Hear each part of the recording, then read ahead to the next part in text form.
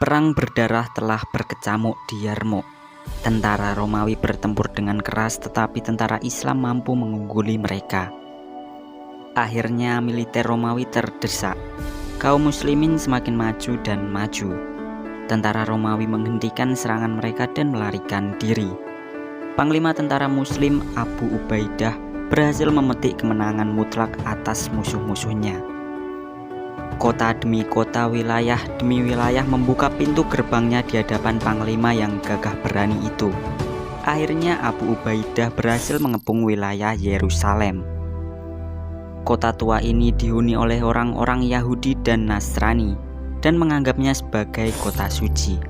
Demikian halnya kaum muslimin. Oleh karena itu Abu Ubaidah hanya sekedar mengepung kota itu dan tidak berusaha untuk melakukan penyerangan. Kemudian dia mengirimkan seorang utusan untuk menemui penguasa kota, memintanya agar menyerahkan diri sehingga bisa menghindari pertempuran darah di kota suci tersebut.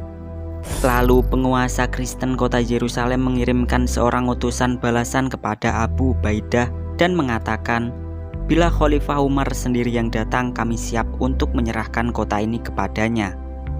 Namun jika tidak, kami akan melakukan perlawanan hingga titik darah penghabisan, bahkan meski kami harus binasa untuk itu."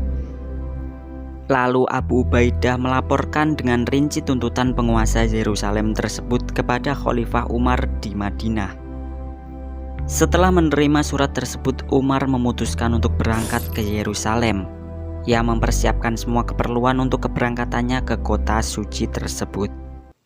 Dengan hanya membawa seorang budak, satu unta, dan dengan mengenakan busana sederhana, ia pergi ke Yerusalem.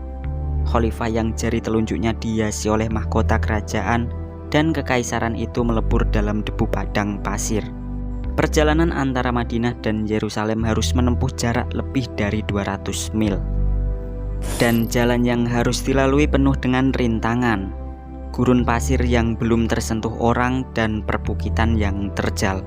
Umar menempuh perjalanan ini dengan cara yang amat bersahaja.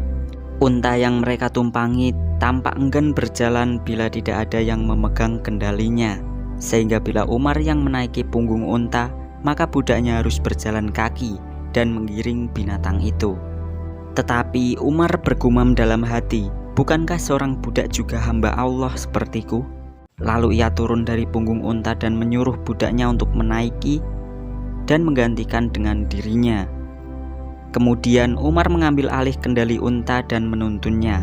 Dengan cara bergantian seperti itu, Khalifah dan budaknya menempuh perjalanan berhari-hari. Akhirnya mereka mendekati tempat tujuan dan Yerusalem sudah terlihat di depan mata. Penguasa Yerusalem dan Abu Ubaidah sudah menunggu untuk menyambut sang Khalifah. Di sana mereka bisa mengenali unta Khalifah yang tampak dari kejauhan. Dan dengan penuh kegembiraan mereka menyambut kedatangannya. Unta Khalifah lambat laun berjalan kian mendekat. Kali itu adalah giliran si budak yang menaiki unta dan Umar menghela tali kekangnya. Sembari menghela tunggangannya, Khalifah mendekati para penyambutnya. Penguasa Kristen melangkah maju untuk memberikan penghormatan kepada si budak yang berada di atas unta. Namun sebelum itu terjadi, seorang penerjemah menunjukkan yang mana sebenarnya Umar sang Khalifah. Tatkala ribuan orang dengan penuh keingintahuan menyaksikan peristiwa tersebut, Umar melepas tali kekang untanya dan menjabat tangan penguasa Yerusalem. Keduanya saling memberi penghormatan dan kemudian dengan saling berpegang tangan keduanya memasuki kota suci itu sembari mendiskusikan peranan dan pengaruh kota itu sepanjang sejarah.